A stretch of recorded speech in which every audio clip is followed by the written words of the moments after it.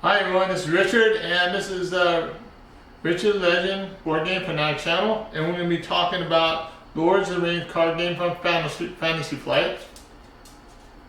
This game is difficult, and what I did on my first video, I'm going to revise it. I'm going to put this on in its place. I appreciate the people who watched it, but I want to change it because some of the stuff I did wrong in the video. One main important aspect was a threat that I started with. I said I started with 35. That is wrong. I'm supposed to start with 29, so it would have had an extra 6 for the playthrough. So I'm going to go back and I'm going to do the setup first. I'm going to talk about the rules, and then we're going to do the playthrough separate video. So I'm going to go through all the cards, what the cards do, and stuff, so people understand before we start playing. So let's get to that. I hope you guys like the new video, and let's go. Okay, the first 3 cards we have are our hero cards, and these are the most important. Mainly because if we lose all 3 of these heroes, we will lose the game. So basically, these 3 heroes are very important to us, and we want to try to keep them surviving. That's why we would add allies or attachments and so forth, and we're going to talk about those in a second. But our 3 heroes that we're going to be using is Theodred. He's a noble Rohan warrior, and he's got the first thing we need to notice is on each of these cards they have a number on the top. That's the threat level for each one. So we got 8, 12, and 9. That's what I'm saying. When you get your heroes, and you're going to add those three numbers together, and that is your threat level to start the game. So that's at 29. Okay.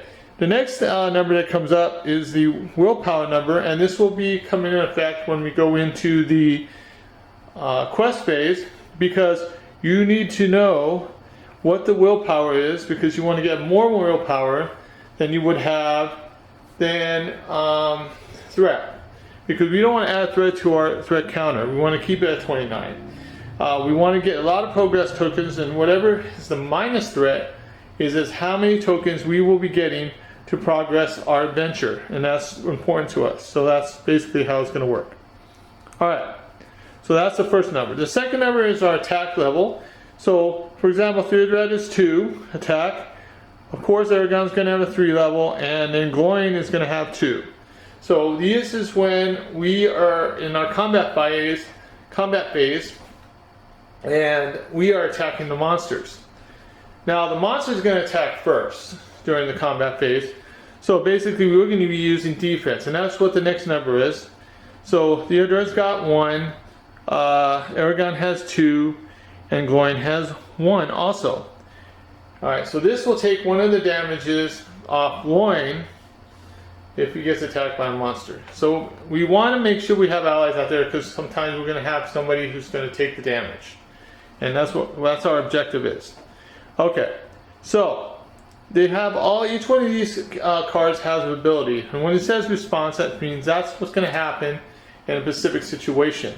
So response for Theodred is, after Theodred commits to a quest, that's during the quest phase, he'll choose a hero committed to the quest and add 1 resource to his hero's resource pool. So if there's another hero that's helping him with the quest, and that can be from any player, especially if you're playing up to 4 players. You can use any of those heroes and give them a resource. But with a solo player, it's going to be one of your own heroes, so you're going to probably have 2. Okay, so you can use that ability for that. Aragon, after Aragon commits to a quest, you spend 1 resource from his resource pool to ready him. So basically, when you use a hero or an ally, you are exhausting them for that specific phase. So they cannot be used for the rest of the round. The only way that you can use those characters is when you ready them. And characters, there's 3 terms: characters, allies, and heroes. The heroes are the ones we're showing right now. Allies are the ones that you're going to get from your own hero deck that will come in and help these heroes. Then characters, if it comes up that says characters, it could be heroes or allies. So those are the 3 terms you have to remember. Okay. Some cards will say heroes, some cards will say just allies, and some cards will say characters. So you have to be very precise in what you're doing. Okay. So that is basically our hero. Our most important cards are heroes. Now we need to talk about what's in our hero deck and what type of cards we can use to help these heroes. So let's go to those. Okay, so the next 3 cards that will be inside your hero deck are allies, events, and attachments. The first one we have here is an ally. It's just like the hero. It has, first of all, the big number on the top and left-hand side is how much it costs to play that card. That's how many resource tokens you will have to have available to use that card. So 4 for the Longbeard Orc Slayer. You will need 5 to use the event card and 2 to use the Steward of Gondor attachment. So those is telling you how many resource tokens you need. Alright, for the ally, they also have willpower, but this one specifically does not have any willpower, so it's really not good to use during the quest phase. It's probably good for either defense or during the combat phase, attacking the monster.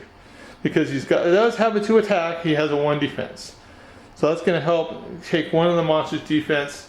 If you do not do a defense against a monster, you will basically attack one of the heroes, and it's not good because then they'll get damaged. So we don't want that. The response for him is after Longbeard Orc Slayer enters play, 1 damage for each orc enemy in play, and that is powerful.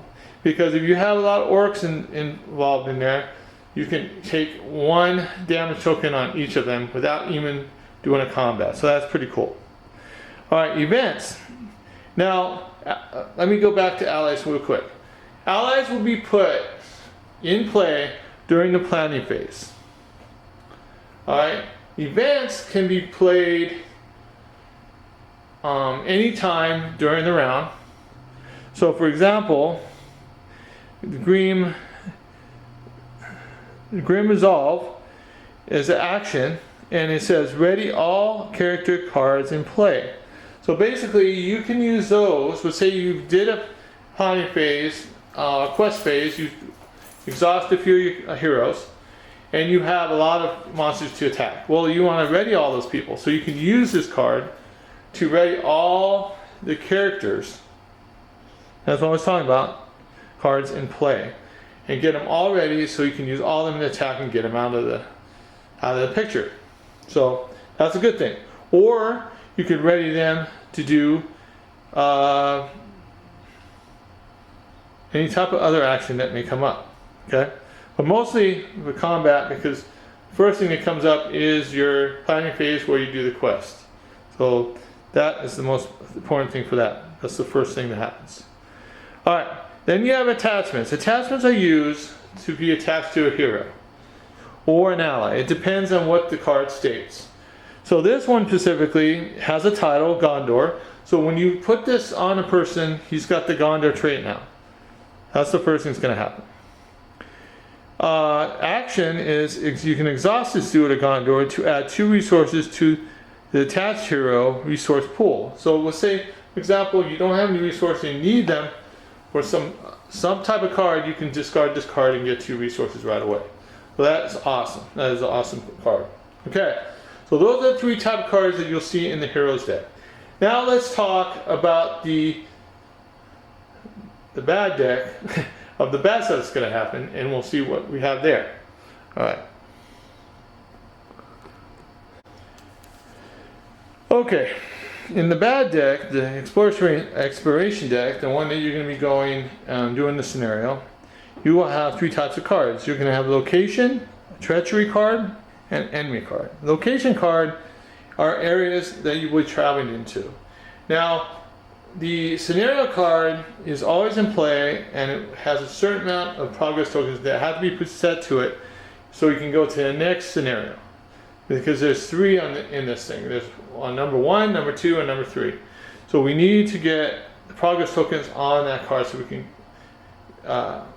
continue the adventure and get it done. Because we need to get to the 3rd card to win. So the locations will happen during the location phase. Now the one thing about these cards is, first of all, they have a threat level.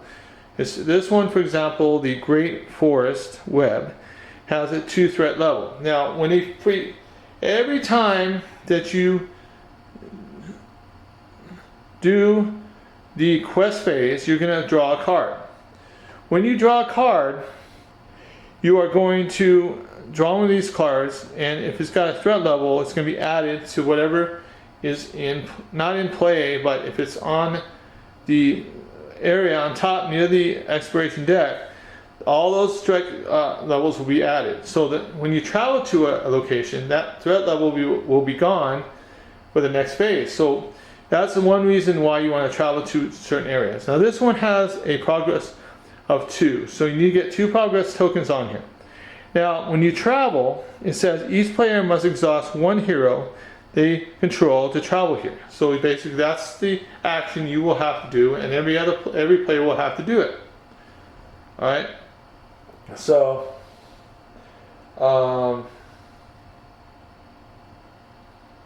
okay. So they're exhausted hero. The next one is the treachery card. These are cards that are like event cards in our deck, but they're bad. So when they come, it says usually we'll say when revealed, like this is caught in a web. So when revealed, the player with the highest threat level attaches this card to one of their heroes. Counts as a condition attachment with the text, attached hero does not ready during the refresh phase unless you pay 2 resource tokens from the hero's pool. So you have to pay 2 extra to get him refreshed. And we'll talk about the refresh phase here in a second and show you what the phases are. So that's bad for us. And there's a lot worse ones than that. So we'll when you see it in the gameplay, it's pretty bad. Then we have the enemies. And you're going to see a lot of these during the game. So first thing is first number that's on top, on the left side, is the threat level that it will engage. So let's say, for example, my threat level is 29. And this is threat level is 25. Well, anything lower than my threat level will be engaging to me during the exploration phase, right after the travel phase. Okay? So it will engage us, then we will have to defend the monster. Then we will have our chance to attack it and kill it. All right, so that's what that's for. Next one is your threat level. These will be set just like with locations on the top level that will give us an extra threat level, like 2, till they get engaged. And when they get engaged, that threat level doesn't mean anything. They also have attacks. It's 2, for example, and their defense is 1. For their when we attack them, they have a 1 defense. Their hit point level is 4. Okay, and then it says forced. After the forced player engages a player, it gets -1 attack, a +1 attack, until the end of combat. So the first round that comes in contact with a player, and it's dependent who has the highest threat level, because whoever has the highest threat level, those monsters will get engaged to them. That will be a +1 attack for that round. So you would basically have a 3 attack for the first round. Now the thing that says shadow, the shadow will come into effect when they attack. When an enemy attacks, they will get one of the cards from the deck, put it face down, and we will check and see if it's got a shadow attack. The shadow attack is part of the attack, and like for example, this one says defending player must choose and discard 1 attachment they control. So we'll have to take one of the attachments off one of their heroes and put it in their discard pile. That's not good for us. But there's also like +1 attacks and so forth. There's different shadows. So if you put the card over and it doesn't have one, you're fine. It doesn't have that. He'll just do his attack and that's it. If there isn't a shadow, it's just put it in the discard pile on the exploration deck and we're done. Alright, so that is basically the 3 cards you'll see in the exploration deck. Now the last thing we need to talk about is the scenario cards. So let's go to that next.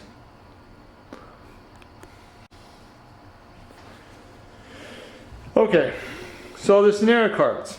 This one specifically for the passage through Mirkwood has a total of 3 parts. 1, 2, and then you have 2 3s. The reason why we have 2 3s is because at the fork of the road, you're going to just randomly decide, you're going to shuffle these cards and then close your eyes and pick one. And that's the one you're going to use. Okay? So basically, number 1, you're going to have, first of all, some text to read. And then it's got a setup. For example, this one says, search the encounter deck for a copy of the Forest Spider and a copy of the Old Forest Road and add them to your staging area. That's just the area that I'm talking about on top next to the exploration cards that will have our threat levels. So those 2 cards will have a threat level of a certain amount that we need to conquer for the quest phase. Alright, so that's how it starts. Okay, then what you will do is flip this card over and you have some more flavor text and it has a number there, threat level 8. What that means, it's not really a threat level, it is a amount of progress tokens that you will have to have on this card to accomplish the first scenario. As soon as you get 8 on there, you discard it and then you do 2 and 3 and so on. We want to get to 3. That's our objective. That's the main way we're going to win. If we get through all 3 scenarios for the first scenario of the campaign, we will win and we'll go to the next one.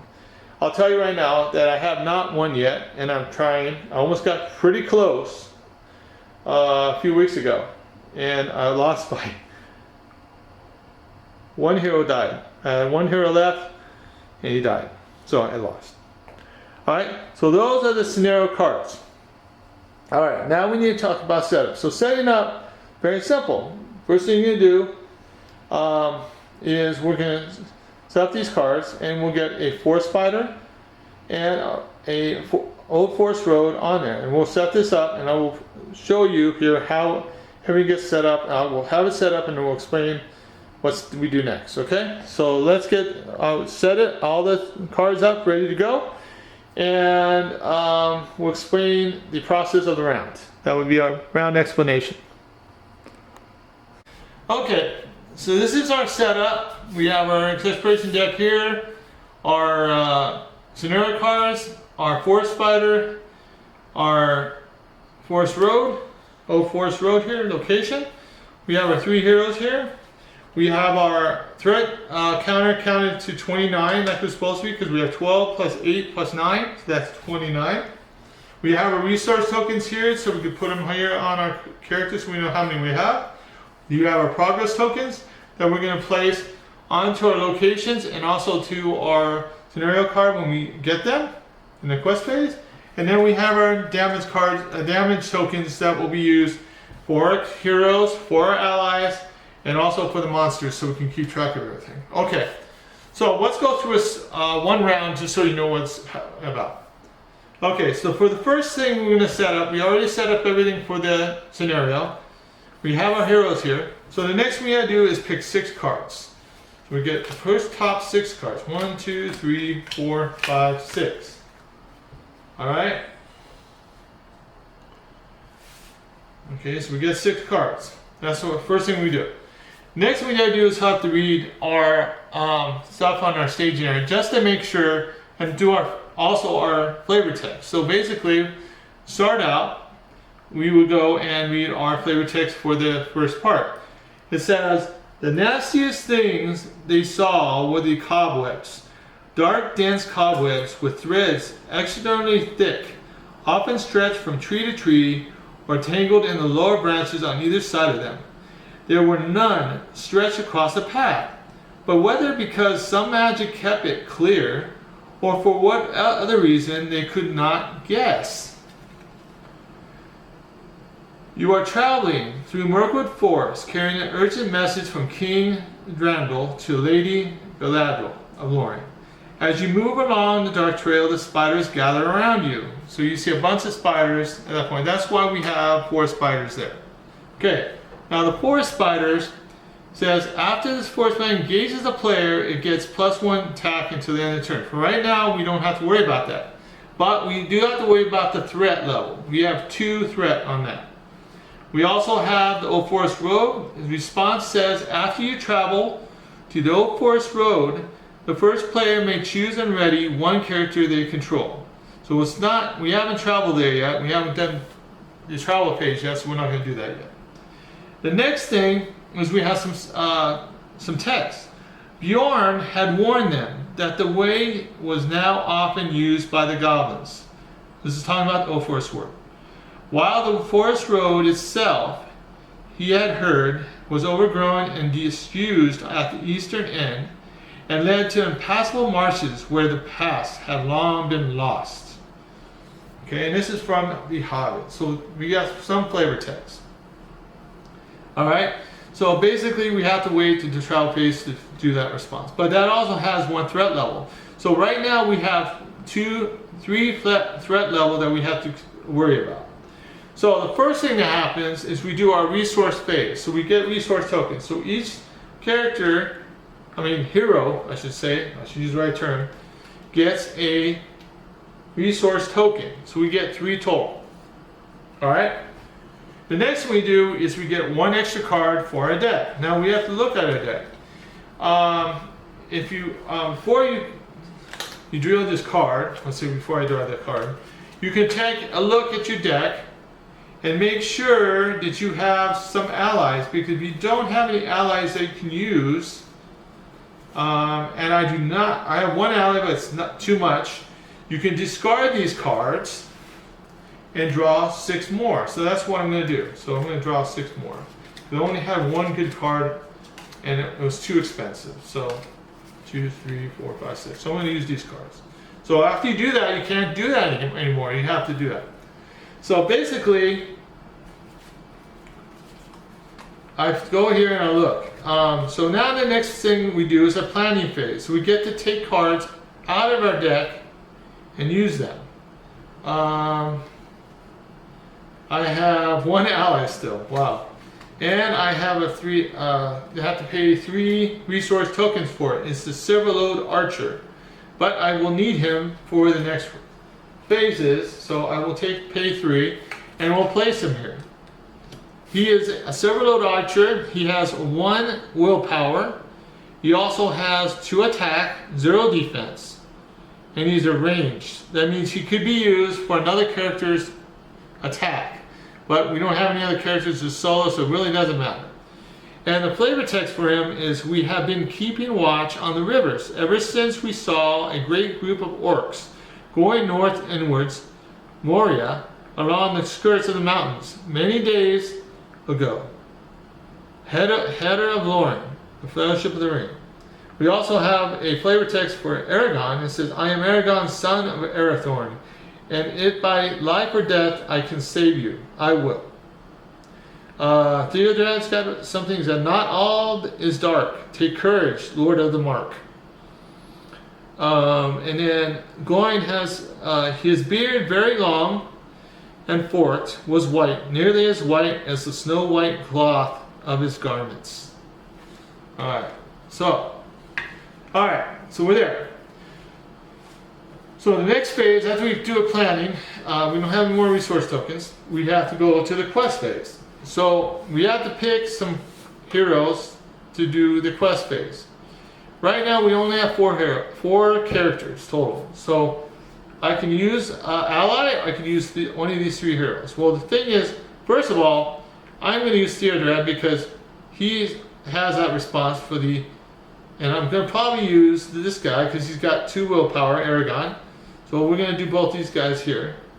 So what happens there with the response to Theodrad is I get 1 resource token to put on anybody, so Aragon's going to get 1 resource token. Alright, so the next thing we do is, because we committed those characters to the quest phase, we take 1 card from the exploration deck and we put it out. Now this is the first round we're going to be doing, and the Necromancer Reach. It has no threat level, but says when revealed, deal 1 damage to each exhausted character. So right now, Theodrad and Aragon are exhausted, so both those guys will get a damage for the first round. That's not good. Alright, so that is fine and dandy. So we have basically discarded this because that was an event. It was a treachery card. And the flavor text states, there were an eye in the dark tower that did not sleep. He knew that it had become aware of the gaze. A fierce, eager will was there. Alright. So, basically we have 3 threat, 3 willpower. So it basically goes to 0, so no progress tokens at all. But we have no threat. That's good. We're still at 29. Okay. And now I can take I can take Aragon, spend this, and re-ready him for the next phases if I need to use him. Okay, I'm there. Next phase is our travel phase. So basically we're going to want to take this Old Forest Road and travel to it. So we're going to take this off our staging area and bring it over here. And as soon as we do that, it says after you travel to the Old Forest Road, the first player may choose and ready one character they control.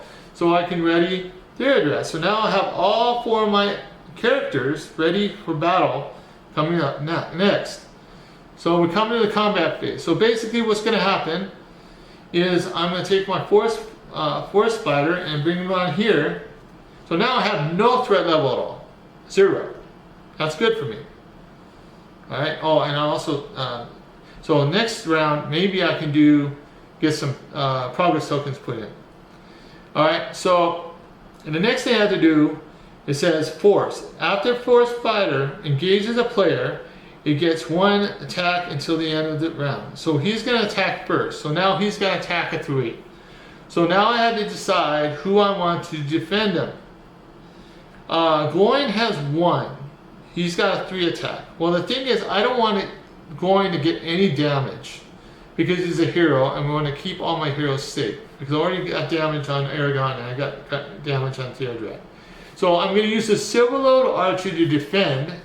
He doesn't have any defense, but that's considered a defense anyway. So then the Forest Spider will attack. He will attack with a 3, so he has a total of 1 hit point. So he dies, and he gets put in my discard pile. Alright?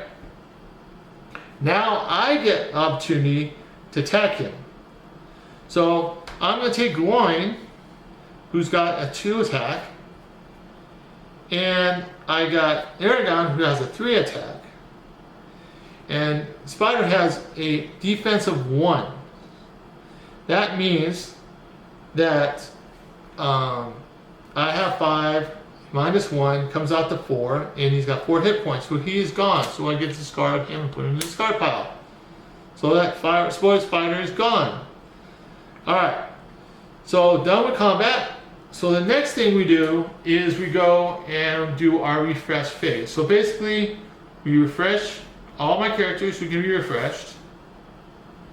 And then we put 1 threat on my character. So now I'm at 30 instead of 29. Okay? 1 threat's better than having 4 threat total from the last one. Okay. So that is a round. The next round will be part of the playthrough. So we're going to stop here. This will be the video for the explanation of the rules and the components.